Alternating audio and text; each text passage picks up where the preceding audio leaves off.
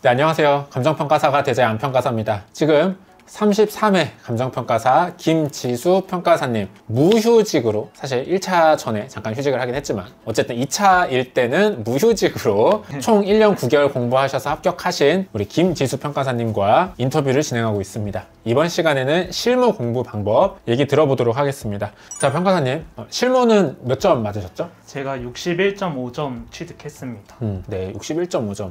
아까 얼핏 듣기로도 초시 때 그때 극악의 난이도에서도 꽈락을 넘겼었다. 실무에 뭔가 좀 노하우가 있으실 것 같은데요. 천천히 제가 한번 여쭤보도록 하겠습니다. 일단은 공부하신 전체 기간을 조금 나눠주시면 좋을 것 같아요. 아까 듣기로는 10월부터 3월까지 1차 병행하면서 실무를 쭉 하셨고, 그리고 나서 2차 시험 볼 때까지는 3달 동안 실무만 하셨고, 맞습니다. 그럼 그 이후부터는 뭔가 얘도 1차처럼 유지 작업을 쭉 하셨다고 보면 될까요? 네, 사실 실무 과목 같은 경우에는 기본 강의를 수강한 이후에는 계속 문제를 푸는 작업만 하기 때문에 그때부터는 이제 학원 커리큘럼에 따라서 연기 스터디도 참여를 하고 이제 단과 강의도 이제 온라인으로 수강을 하면서 지속적으로 따라갔습니다. 학원 커리큘럼대로 따라간 거는 7월 초시 시험 끝나고부터? 예, 맞습니다. 3월 1차 끝나면 3월부터 개강을 하잖아요. 네네. 그 커리큘럼은 안 따라가고 초시가 끝나고서부터 커리큘럼을 따라갔어요. 그러니까 사실 3개월밖에 안 되는 시간이었기 때문에 그 시험을 한 번 보는 기회가 굉장히 중요하다고 생각을 해요. 그래서 실무 이론 법규를 다 끌고 가기보다는 한 과목만 제대로 해서 한번 빠른 기간 내에 어느 정도 성과를 보고 싶다 라는 개인적인 목표가 생겨서 실무만 그렇게 준비를 했습니다. 그러면은 시기적으로 작년 강의를 몰아 들으신 거죠? 예, 맞습니다. 알겠습니다. 실무 좀 얘기하기 전에 전체적으로 실2법 하신 것 중에 좀 궁금한 게 있는데요. 처음에는 7월까지 실무만 했다. 그럼 8월부터 다음해 2월까지는 법규만 했다. 실무를 하면서 법규를 같이 한 거죠. 오케이. 그러면 그때 공부 비중은 실무 법규가 몇 대 몇 정도였어요? 일단 실무 같은 경우에는 학원에서 좀 따라오라고 하는 그 분량 정도만 따라갔고요. 그 이외에는 전부 이제 법규를 집중적으로 했기 때문에 뭐 비중으로 따지면 한 5대5 거의 비슷비슷하게 했던 것 같습니다. 그리고 나서 3월부터 이제 뒤늦게 이론을 시작했죠? 예, 맞습니다. 그때는 실2법 비중이 어떻게 됐어요? 사실 그 3월 그 당시에는 실무 법규가 스터디에서 어느 정도 안정적으로 점수가 나왔어요. 그래서 이제 3월부터 이론 시작할 때는 거의 한 이론 8, 나머지 1대1 뭐 이 정도 비중으로 준비를 했습니다. 알겠습니다. 또 이 실이법 공부 비중과 관련해서 궁금한 게 왜 실법 이 순서로 공부하셨어요? 일단 제가 이제 수험 생활을 시작하면서 저희 이제 랜드이 카톡 단체 톡방이 있는데 거기서 이제 먼저 공부하신 분들께서 실무, 법규, 이론 순으로 공부를 하는 게 덜 휘발성이 있고 점수를 좀 안정적으로 가져갈 수 있는 방법이다라고 소개를 해주셔서 그런 커리큘럼으로 준비를 했던 것 같습니다. 알겠습니다. 그럼 평가사님이 보시기에 그 커리큘럼을 이렇게 하나씩 따라가시는, 비슷하게 따라가시는 분들도 많은데 그런 분들에 비해서 이 공부 방법의 장점은 무엇이 있는지, 혹은 단점도 좀 느끼신 게 있다면 뭐가 있었는지 궁금합니다. 일단은 저는 직장을 다니면서 준비를 했기 때문에 전업으로 공부하시는 분들에 비해 시간적 제약이 좀 있었어요. 그래서 일단 첫째로 물리적으로 세 과목을 다 같이 따라가긴 어려웠고, 그리고 이제 공부를 하다 보니까 실무 같은 과목의 경우에는 휘발성이 많이 없기 때문에 미리 준비를 해놔도 나중에 가서 크게 까먹지 않아요. 근데 이제 법규, 특히 이론 같은 경우에는 사실 강의를 듣는다고 하더라도 이렇게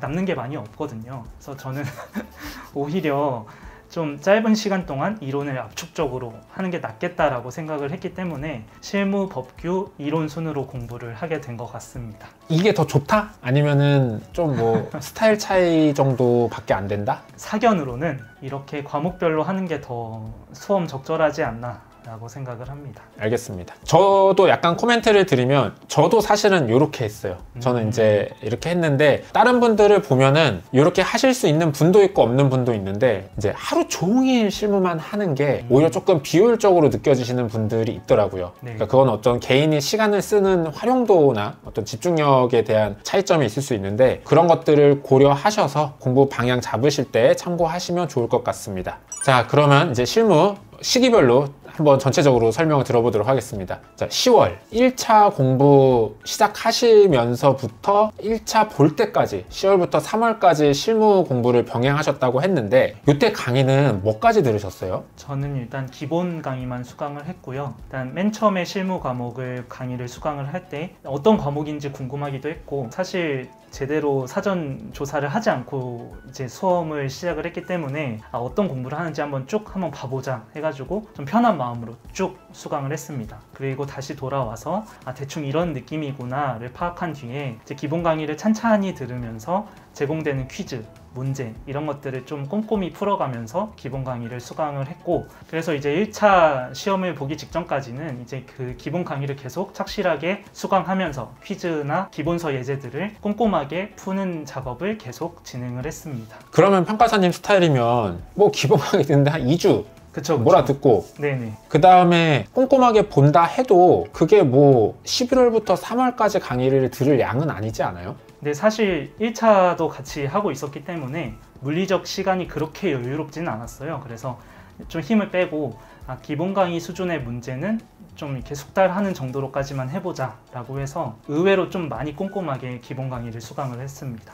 그러면 강의는 사실상 빠르게 한번 듣고 나서 한 번 정도 더 들은 것밖에 안 된다? 네네. 그러면은 그때 수업에서 주는 퀴즈 같은 것도 그냥 한 번 정도 보는 시간밖에 안 됐나요? 그렇긴 한데 사실 그 퀴즈 같은 거를 처음에 풀 때는 정말 한 글자도 쓰기 어렵거든요. 도대체 뭘 써야 되는지도 모르겠고, 그래서 그 퀴즈를 뭐 그날 풀고 그 다음날 풀고 그 다음날도 풀어보고 하면서 반복적으로 이 시험이 어떤 답안을 요구하는구나 이런 것들을 조금 경험을 하려고 노력을 했습니다. 알겠습니다. 딱 한 번은 본 건 아니고 좀 익숙해질 때까지 예, 맞습니다. 계속해서 반복해서 보셨다라고 합니다. 자, 1차 시험 볼 때까지 딱 이렇게만 하신 건가요? 예, 맞습니다. 자, 그러면 이렇게 아까 말씀하신 것처럼 처음에 문제 딱 풀면 네. 일단은 뭐 목차 잡는 것도 모르고 네. 그런데 이 퀴즈 풀 때 보통 많은 분들이 하시는 게 저 20점짜리인데 1시간 동안 푸는 게 정상인가요? 이런 얘기 그냥 기본 질문이잖아요. 예, 맞습니다. 평가사님도 이 시기에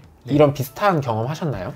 저는 사실 처음 퀴즈를 풀 때는 뭐 어떻게 푸는지도 모르겠고 뭘 원하는지도 모르겠고 어쨌든 그 답안을 작성하는 방법 자체를 모르다 보기 때문에 그냥 제공되는 예시 답안을 보면서 거의 그냥 왜 이렇게 썼지? 왜 예시 답안이 이렇게 구성되어 있지? 이런 것들을 좀 분석하는 위주로 퀴즈를 좀 대했던 것 같아요. 그래서 사실 제가 제 힘으로 퀴즈를 풀게 된 건 그보다 한참 뒤의 일인 거고요. 네. 오히려 답안을 보면서 좀 분석하고 왜 이렇게 써지는지 그런 것들 이해하기 위해 노력을 했다. 예, 맞습니다. 그럼 좀 너무 디테일한 질문 같긴 한데 네. 오늘 이 퀴즈 내가 못 풀잖아요. 그럼 답안지 보고서 이해했어. 이런 느낌인 것 같다. 그럼 다음 날에 또 풀었다 그랬잖아요. 네네. 그럼 그때는 직접 푸는 거예요? 아무래도 이제 답안지를 안 보고 풀 수 있을 때까지, 그리고 이게 단순히 예시 답안을 외워서 제가 푸는 게 아니라 왜 이렇게 답안을 썼고 왜 이런 식으로 답안이 구성되는지를 스스로 깨닫고 답안을 쓸 수 있을 때까지 퀴즈를 계속 반복해서 풀었습니다. 여기서 이제 조금 저도 궁금한 게 사실 그렇게 하다 보면 답안이 외워질 것 같은데 네. 왜냐면은 둘째 날 풀고 셋째 날 풀면 네. 외워질 가능성이 높을 것 같은데 네. 그때 혹시 뭔가 왜 답안이 이렇게 구성되는지를 뭔가 곱씹는 뭔가 그런 노하우가 있었나요? 사실 실무 같은 경우에는 그 당시에도 느꼈지만 답안지 자체가 하나의 평가 보고서라고 생각을 했습니다. 그래서 단순히 예시 답안을 보고 필사하는 것이 아니라 내가 감정평가사라면 왜 어떠한 로직으로 이렇게 답안을 작성을 했는지, 왜 이런 보고서를 썼는지 이런 식으로 좀 현업에서 하는 것처럼 좀 접근을 하려고 노력을 했던 것 같아요. 그게 조금 도움이 되지 않았나 싶습니다. 문제를 풀면서도 그럼 또 궁금한 거. 네네. 두 번째 풀고 세 번째 날에 풀 때는 네네. 시간 제한 두고 푸셨어요? 안 두고 푸셨어요? 일단 실무 초반에는 시간적 제약은 고려를 하진 않았습니다. 그냥 여유 있게 시간 두면서 생각할 거 하면서? 생각할 거 하면서 그래도 찬찬하게 좀 풀어보려고 노력을 했죠. 알겠습니다. 제가 왜 여쭤봤냐면은 이게 시간 제한을 두고 풀면 네. 와다다다다 풀기 바빠서 네, 맞습니다. 그냥 이게 아까 얘기하시는 것처럼 뭐 천천히 곱씹으면서 푸는 게 아니라 약간 외운 답안을 쓰는 게 조금 더 그렇게 되기가 쉬울 것 같은데 실제 어떻게 하셨는지 조금 궁금했습니다. 네, 이렇게 해서 일단 1차 시험 전까지 네. 기본 강의 다 들으셨습니다. 네, 그 다음에 이제 1차 시험 끝나고 2차 시험 전까지 3개월 있잖아요. 자, 요때는 어떻게 공부하셨나요? 일단 1차 시험이 끝나고 기본 강의를 한번 2, 3일 동안 좀 이렇게 압축적으로 빨리 수강을 했습니다. 네. 아, 기본 강의를 이미 2번 들었는데 또 들으셨어요? 네. 사실 제가 스스로 공부를 하는 성격은 아니어가지고 강의를 반복해서 많이 들어가면서 조금씩 채워나가는 공부를 하는 스타일이어가지고 아직도 헷갈리는 부분이 많아서 압축적으로 좀 2, 3일 동안 빠르게 기본 강의를 수강을 했었습니다. 이런 분들이 있는 것 같아요. 저 예전에 합격 쓰기 찍은 신규용 평가사님 있는데 네. 이분도 나는 공부하기 싫다, 나는 강의 듣는 게 좋다 네네. 하셔서 복습도 강의로 하시고 이런 스타일이 또 있는 것 같습니다. 그리고 평가사님도 그런 스타일이셨던 것 같습니다. 예, 맞습니다. 자, 그럼 1차 시험 끝나고 일단 기본 강의 빠르게 다시 한번 들었어요. 그리고 나서 뭐 하셨어요? 일단 저는 이제 초시 때 명과락을 해보자는 게 목표였기 때문에 일단 천점 문제집을 통해서 3방식 하나만은 완벽하게 좀 마스터를 해보자 해가지고 천점 문제집을 정말 많이 풀었습니다. 거의 문제당 한 5-6번씩은 풀 정도로 정말 숙달을 해서 그냥 손이 그냥 기억하는 공부가 될 정도로 정말 많이 3방식 문제를 푼 다음에 그 영순환 문제들까지 좀 이렇게 받아서 2차 시험 전까지 3방식이랑 영순환 문제들 이런 것들을 계속 반복 숙달을 하는 과정을 가졌습니다. 네, 여기서 말하는 영순환은 그 GS 스터디는 아니고요. 그 수업 커리큘럼 중에 네. 문제풀이 약간 기초 단계? 예, 맞습니다. 요거에 해당하는 과정이거든요. 이제 그 강의 들으시고 1000점이라는 문제집도 푸셨다. 이렇게 보면 될 것 같습니다. 그럼 하루 종일 1000점만 푸셨어요? 정말 질리도록 풀어가지고 제가 아직도 기억나는 게 한 5번째 풀었을 때는 하루 좀 넘는 시간 동안 주말에 1000점을 다 풀었었어요. 1번부터 마지막 문제까지 뭔가 그 구몬학습지 풀듯이 미친 듯이 풀었던 기억이 납니다. 저도 이렇게 했습니다. 이게 약간 클래식한 양치기 방법이죠. 자, 그럼 이거 언제까지 반복하셨어요? 5-6번 했는데 10번 해도 되잖아. 그 5번, 6번 정도 하다 보니까 2차 시험날 한 1-2주 전이 되더라고요. 그래서 그때쯤에 이제 3방식이 어느 정도 완성이 됐다고 생각이 들어서 혹시 모르니까 이론이랑 법규, 그 당시에 3기 스터디, 뭐 마지막 주차 이런 예시 답안 같은 걸 구해서 아, 뭐 이런 식으로 답안을 구성을 하는구나 이런 식으로 조금 이렇게 눈으로 좀 훔쳐보고 그리고 2차 시험을 보러 갔었죠. 그러면은 2차 시험을 초시 볼 당시에 기본 강의 들으셔서 일단은 전체적으로는 알고 있었고 네네. 3방식만큼은 많이 반복을 한 상태였다. 예, 맞습니다. 알겠습니다. 그때 점수가 43.5점이 나왔습니다. 사실은 그 당시에 꽈락을 넘기시면은 실제 경쟁률이 2대1이다 라고 할 정도로 꽈락이 정말 많았거든요. 예, 맞습니다. 몇 퍼센트가 꽈락? 제 기억으로는 75%가 꽈락이 나왔습니다. 그래서 사실은 이제 초시생이 이 정도 점수면은 너무 잘하신 건데 어떻게 이제 이런 점수를 받으셨는지는 조금만 뒤에 얘기하도록 하겠습니다. 자, 이렇게 해서 우리 2차 시험 봤어요. 그러면 지금 상태를 정리하면 기본 강의로 쭉 들은 지는 이제 조금 됐고 3방식만 이제 많이 반복 숙달을 한 상태였다. 네. 자, 그 다음에는 어떻게 공부하셨나요? 이제 2차 초시를 치룬 이후에는 이제 학원에서 연기 스터디도 개강을 했었고요. 1순환, 2순환 이런 단과 강의도 개설이 되었기 때문에 그때부터는 이제 일반적인 전업 수험생들처럼 실무는 커리큘럼 따라서 착실히 이렇게 따라갔습니다. 커리큘럼 따라가면서 시키는 것만 했다? 예, 맞습니다. 그러면은 요때부터 아마 실무를 좀 줄이고 법규를 하셨던 때고 하루 공부 시간이 5-6시간이라고 하셨으니까 실무는 하루에 한 2-3시간 정도만 할애를 하셨나 봐요. 예, 맞습니다. 그러면은 이때부터 끝날 때까지 그냥 이렇게 커리큘럼을 쭉 따라가신 건가요? 예, 맞습니다. 강사님 수업에서 듣는 문제들이랑 뭐 스터디 문제들을 합쳐도 내가 매일 그렇게 2-3시간씩 풀기에는 문제가 좀 부족할 텐데 똑같은 문제를 반복하셨나요? 처음에 이제 이 수험을 진입할 때 정말 멋모르고 그냥 그 동차 올패스 뭐 이런 강의를 결제를 해가지고 그 작년도의 모든 문제들이 이미 저에게 자료가 있었던 상태였어요. 그래서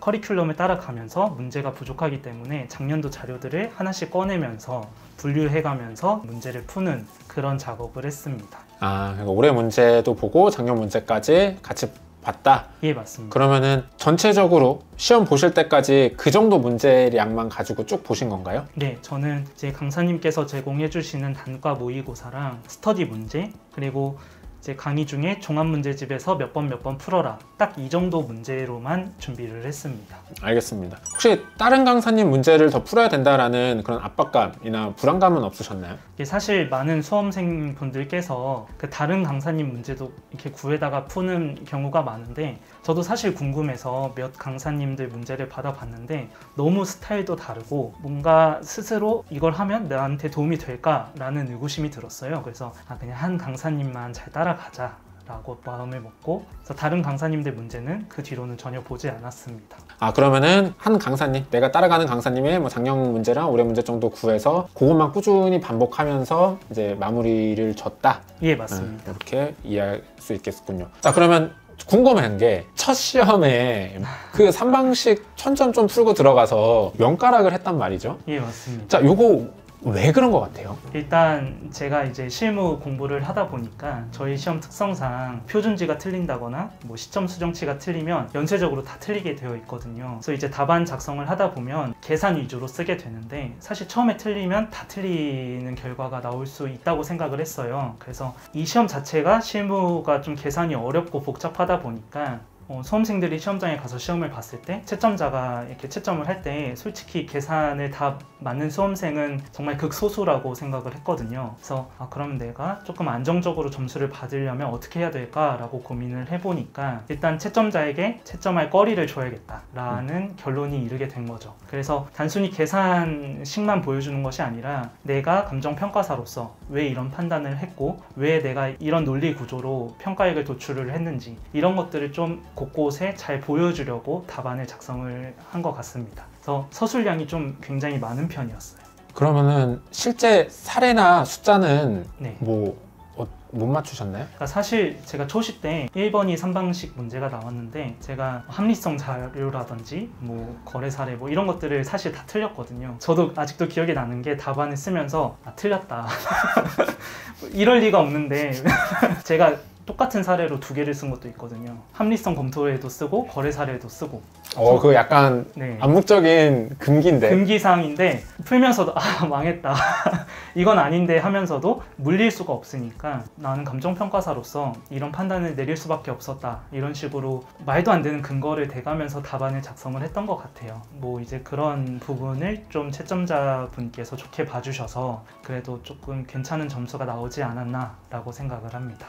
알겠습니다. 근데 이렇게 서술량을 늘리려고 할 때 또 이제 실질적으로 부딪히는 문제가 시간의 문제잖아요. 예, 맞습니다. 그러니까 서술량을 늘리려고 하다 보면 이제 시간이 부족해지고, 그리고 사실은 이제 그때 문제가 그냥 풀기에도 너무 빠듯한 문제였거든요. 예, 맞습니다. 그때도 어떻게 이렇게 서술을 많이 하실 수 있었나요? 요령이 있었나요? 이게 사실 서술을 많이 하면 좋다라고 많은 수험생들께서 공감을 해주세요. 근데 사실 제한적인 시간과 좀 어려운 문제 난이도가 있으면은 서술을 하고 싶어도 못하는 경우가 생기는 거죠. 근데 제가 생각하는 건 모든 수험생들에게 다 똑같은 조건이거든요. 그래서 최대한 빨리 계산을 하면서 남들보다 조금 더 서술량을 늘리자. 딱 이 정도로만 생각을 했기 때문에 저도 뭐 시간이 없으면 없는 대로 서술을 하고 많으면 더 풍부하게 서술을 하고 이런 식으로 좀 조절을 했습니다. 무슨 말인지 이해했습니다. 알겠습니다. 자, 그리고 아까 얘기하신 것 중에 사실 뭐 방금은 살짝 넘어갔는데 저희 사전 인터뷰 할 때 문제들을 이제 전년도 문제랑 올해 문제들을 가지고 이제 문제를 쭉 매일 꾸준히 푸시는 작업을 하실 때 그거를 유형별로 분류해서 문제를 풀었다라고 하셨거든요.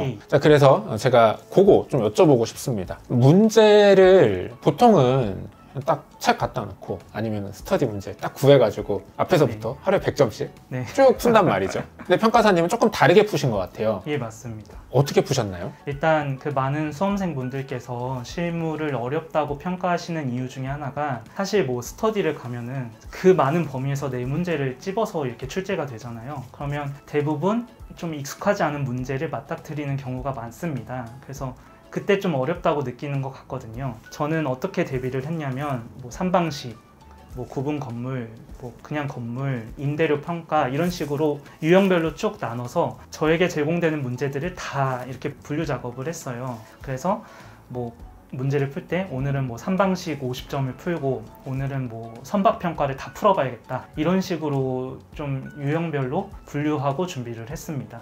사실 저희 시험은 실무 같은 경우에는 범위가 굉장히 넓고 다양한 평가들이 있기 때문에 그 각각의 평가별로 분류를 해서 좀 이렇게 압축적으로 공부를 하면은 생각보다 그렇게 깊이 있는 그런 문제가 나오지는 않거든요. 선박평가 같은 것만 하더라도 비교적 가볍게 출제가 되지 3방식처럼 다양하게 이렇게 응용돼서 나오지는 않는다고 생각을 합니다. 그래서 이렇게 유형별로 분류를 해서 조금 체계적으로 실무 문제들을 접근해 보시는 게 조금 더 수험에 도움이 되지 않을까 생각을 합니다. 저도 뭔지는 공감합니다. 선박이 그냥 랜덤하게 맞닥뜨리면 어려운데 사실 선박 문제만 딱 모아가지고 해놓으면 별게 없죠. 그러니까 변형되는데 뻔하고 뭔가 얘는 이렇게 풀면 되는구나 라고 정리가 끝나죠. 예, 맞습니다. 그런 포인트인 것 같고, 그러면은 문제를 푸시기 전에 얘를 일단 다 문제를 구해다가 싹 분류한 다음에 문제를 풀기 시작하시는 건가요? 그런 건 아니었고요. 이제 단계별로 나오는 문제들을 풀면서 그때그때 분류를 했습니다. 사실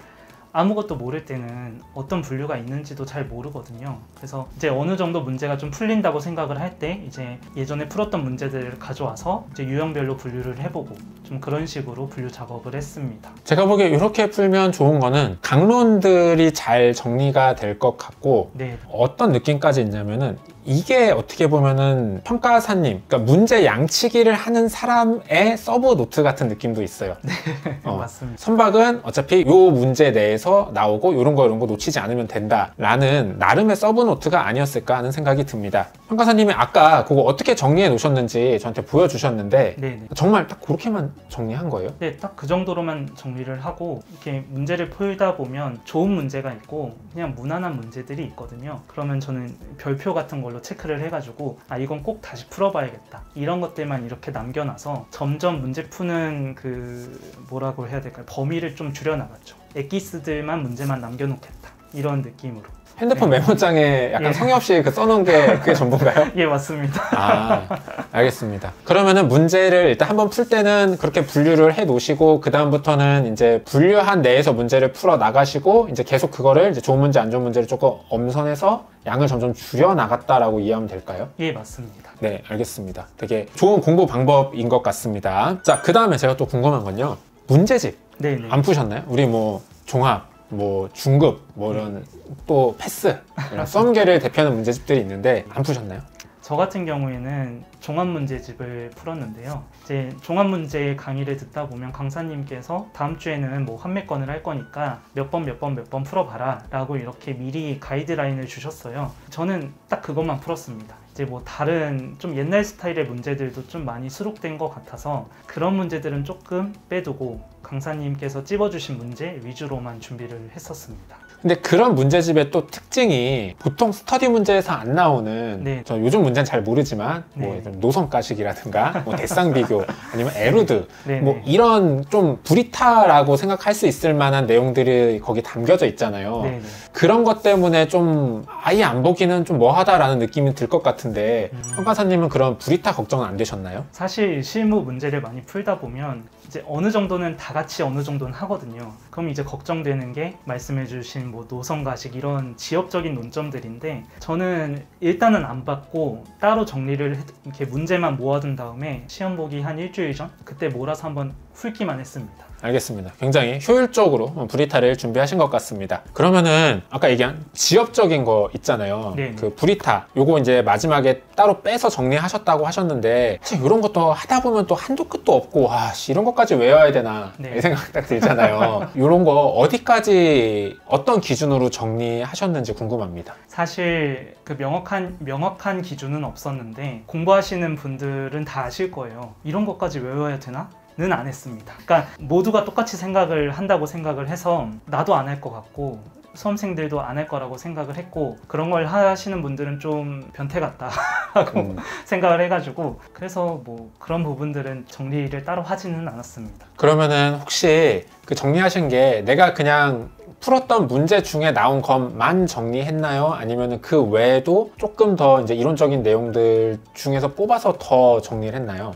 이렇게 저에게 제공되는 문제 외 것들은 대부분 준비를 하진 않았던 것 같아요. 그냥 일반적인 수험생들이 준비할 수 있을 만큼만 나도 준비를 하자. 그 안에서 조금 더 상대적으로 돋보일 수 있는 방법이 무엇일까? 좀 이런 거 위주로만 고민을 했던 것 같습니다. 네. 네. 그러면은 얘기를 들어보면 네. 내가 풀었던 문제, 한 2년치 실무 문제, 네. 거기서도 다 한 것도 아니다. 그쵸. 이런 느낌이고, 네. 그리고 또 하나 방금 궁금해진 거는 거기서 내가 돋보일 수 있는 방법이 무엇일까를 고민했다고 하셨잖아요. 네, 맞습니다. 조금 설명을 더 해주실 수 있나요? 일단 아까 말씀드렸다시피 서술을 좀 굉장히 많이 한 것도 있었고, 저는 형식적인 측면도 어느 정도 중요하다고 생각을 해요. 이제 답안을 보면은 뭐라고 답안을 쓴 건지 모르겠는 답안들도 굉장히 많거든요. 근데 이제 사람이 채점을 하는 것이기 때문에 좀 더 양질의 보고서처럼 이렇게 형식적으로도 잘 갖춰진 답안을 작성하는 게 중요하다고 생각을 해서 좀 글씨도 더 예쁘게 쓰려고 노력을 하고, 이렇게 형식적인 구조 같은 면에서도 예쁘게 보일 수 있도록 답안을 작성을 하려고 노력을 했습니다. 네, 알겠습니다. 약간 형식적인 부분을 조금 더 신경도 썼다. 네. 이렇게 이해하겠습니다. 평가사님 공부하시는 동안 실무 스터디 등수는 어느 정도 나오셨어요? 근데 저는 사실 실무가 좀 적성에 맞았어서 연기 때부터 웬만하면 늘 상위권에 있었던 것 같아요. 그래서 실강생 기준으로 1등도 여러 번 했었고, 보통은 한 20등에서 30등 그 수준에서 계속 유지를 했던 것 같습니다. 알겠습니다. 본인이 돌이켜 봤을 때 공부량이 사실 뭐 엄청 많은 것도 아닌데 내가 1등을 했던 이유는 아까 얘기한 어떤 서술 때문이다? 예, 맞습니다. 사실 저는 어쨌든 한 강사님 강의만 들었기 때문에 제가 눈치가 좀 빠른 편이거든요. 그래서 그 강사님께서 어떤 식으로 답안을 작성하면 좋아하실지를 눈치를 채가지고 일부러 좀 그런 식으로 답안을 작성을 했었던 것 같아요. 그 부분을 좀 좋게 봐주셔서 스터디에서 좀 좋은 점수가 나오지 않았나라고 생각을 합니다. 네, 알겠습니다. 그리고 또 공부하실 때 네. 이제 다른 사람 답안지를 보면서 답안지 퀄리티를 좀 올리시는 분들도 있거든요. 네네. 그런 거는 혹시 하셨었나요? 저는 따로 다른 수강생 분들의 답안지는 참고는 안 했고요. 저는 그냥 강사님 예시 답안 딱 그 정도로만 참고를 했습니다. 다른 분들 거 네. 일부러 안 본 건가요? 네, 사실 다른 분들 거를 보면은 분명히 도움되는 부분도 있을 것 같은데, 그냥 상대평가이다 보니까 뭔가 나만의 좀 독특한 답안을 유지를 하고 싶어서 성적 좋으신 분들의 답안지를 참고를 좀 안 했던 편이었던 것 같아요. 네, 그렇다라고 하십니다. 자, 그리고 이제 모든 분들이 궁금해 하시는 거. 네네. 이제 뭐 강의 다 듣고 네. 문제만 이제 쭉 푸실 때 네네. 하루에 몇 점 푸셨나요? 가장 이 별거 없으면서도 누구나 은근히 궁금해하는 질문이죠. 그렇죠. 저 같은 경우에는 하루에 3방식 같은 경우에는 50점에서 100점은 꼭 풀었고요. 이걸 푼 후에는 이제 날마다 이제 정하는 거죠. 오늘은 뭐 선박 평가를 다 풀어봐야지, 뭐 임대료 평가를 다 풀어봐야지, 임대권 평가를 다 풀어봐야지, 이러면은 그 1, 2년치의 자료들에 있는 그 세부 유형별 문제들을 다 풀었습니다. 근데 물론 이제 영업권, 기업 가치 이런 것들은 워낙에 양이 많기 때문에 그런 것들은 좀 이렇게 선별해서 풀었고요. 그러면은 3방식을 중심으로 오늘은 얘, 내일은 3방식 하고 얘 이런 식으로? 예, 맞습니다. 네, 알겠습니다. 그러면은 이 3방식은 근데 끝까지 푸셨잖아요. 네네. 근데 3방식도 어느 수준이 딱 올라가면 네. 또 사례 고르고 있고 또 뭐 개별 요인 쓰고 있고 시점 수정하고 있고 네네. 이런 느낌 들 수도 있는데 네. 뭐 계속 푼 게 도움이 됐다고 생각하시나요? 사실 3방식은 모두가 하는 것이기 때문에 거기서 좀 이렇게 비교 우위가 나기 힘들거든요. 그래서 저는 3방식이 나오면 무조건 최대한 빨리 풀어야겠다라는 마인드로 구문 풀듯이 정말 반복 숙달을 했던 것 같습니다. 네, 알겠습니다. 이렇게 반복 숙달을 해서 문제를 빠르게 풀고 네. 그리고 그 남은 시간에 이제 서술을 늘리는 예, 맞습니다. 전략이 아니었나 싶습니다. 자, 이제 좀 정리를 해봅시다. 평가사님 실무 공부하시면서 요 공부는 내가 좀 잘한 것 같아 싶은 거 하나만 꼽아주시겠어요? 저는 쭉 말씀드렸지만 유형별로 정리한 게 굉장히 도움이 많이 되었어요. 예를 들어서 뭐 도시정비 평가가 나왔다. 그럼 스터디에서 나오면 도시정비 평가 안에서도 굉장히 다양한 평가들이 있잖아요. 보통은 그걸 이제 산발적으로 하나하나씩 풀고 이해하려고 하는데, 저는 뭐 도시정비 평가를 전반적인 타임테이블을 그려가면서 그 단계별로 왜 이런 평가를 하는지 이해를 먼저 한 후에 각 단계별, 유형별 평가들을 하나하나씩 좀 압축적으로 공부를 했거든요. 이런 것들이 좀 강론이나 지엽적인 부분을 이렇게 잘 대비를 할 수 있지 않았나라고 생각을 합니다. 그래서 유형별로 정리한 게 가장 도움이 많이 되었던 것 같아요. 알겠습니다. 네, 좋습니다. 자, 마지막으로 우리 실무 공부하시는 수험생분들께 한마디 해주신다면요? 사실 실무 같은 경우에는 가끔 보면 너무 디테일한 부분에 집착하시는 분들이 은근히 꽤 많아요. 어떤 거요? 예를 들어서 시점 수정치? 보통 막 단가를 결정하면 반올림을 해야 되는데 어떤 강사님 예시답안에선 안 했다. 그럼 그냥 넘기면 되는데 그걸로 막 몇십 분째 고민을 막 하시고 이런 분들이 계시거든요. 근데 너무 디테일한 것보다는 전체적인 논리 구조나 전체적인 좀 이런 답안의 논리 구성 이런 것들 좀 여유 있고 좀 러프하게 준비를 하시는 게 조금 더 도움이 되지 않을까라고 생각을 합니다. 그러면은 단가를 맞추는 거는 점수에 큰 차이가 없다? 뭐 문제마다 다를 수는 있는데 정말 누가 봐도 딱 쉬운 계산 문제다라면 맞춰야겠지만 기출문제를 보면 대부분 단가까지 맞추기가 어려운 문제들이 많아요. 그럴 때는 단가에 신경 쓰기보다는 그 과정, 왜 내가 이런 선택을 하고 이런 답안을 썼는지 전문가적인 판단을 좀 답안지에 보여주는 게 보다 득점에 유리하지 않을까라고 생각을 합니다. 그러면은 좀 뭐 전체적으로 이 러프하게 푸신다 라는 건데 네네. 그럼 러프하게 풀고 집중할 곳은 또 집중을 하는 얘기겠죠? 예, 맞습니다. 처음부터 끝까지 다 그냥 대충 푼다는 얘기는 아닐 테니까. 네네. 자, 그러면 결국은 이게 강약 조절이라는 느낌 같은데 네네. 무엇이 강이고 무엇이 약인가요? 아니면 이게 네. 뭐 문제마다 좀 다른 건가요? 이게 사실 이렇게 일률적으로 말씀드리기는 어려워요. 근데 같은 쟁점이라고 하더라도 어떤 사람이 출제하느냐에 따라서 그게 쟁점이 될 수도 있고 그게 정말 아무것도 아닌 내용이 될 수도 있거든요. 근데 결국 문제를 많이 풀면서 감을 익히는 게 중요합니다. 이 문제를 봤을 때 출제자가 원하는 답이 뭔지, 출제자가 왜 이런 문제를 냈는지 이런 것들을 좀 고민을 많이 해보시면 답안을 기술하실 때 어떤 거를 집중해서 쓰고 어떤 것들은 가볍게 쳐내도 되는지 이런 감이 조금 생길 수 있지 않을까 생각을 합니다. 죄송한데 예를 하나 정도만 들어주실 수도 있을까요? 예를 들어서 만약에 뭐 3방식이다 그러면 여러 가지 평가 방법들로 시상가액이 도출이 될 거잖아요. 그러면은 어떤 문제에서는 그냥 비슷비슷하게 나오는 경우가 있습니다. 그러면 그건 논점이 아닌 거죠. 근데 만약에 조금 차이가 있거나 하면은 다시 한번 찬찬히 보는 거죠. 왜 이런 결과가 나왔고 어떤 자료, 어떤 시장 상황 때문에 이런 게 나왔는지 생각을 해서 출제자가 왜 이런 문제를 냈는지 파악을 하고 그거에 대한 서술량을 굉장히 많이 쓰는 연습을 하는 거죠. 알겠습니다. 자, 이렇게 해서 강약 조절하고 디테일한 것에 너무 신경 쓰지 않고 러프하게 넘어갈 것들은 넘어갔으면 좋겠다 라는 얘기를 마지막으로 맞죠? 예, 맞습니다. 네, 실무 공부 방법 얘기는 여기까지 하도록 하겠습니다.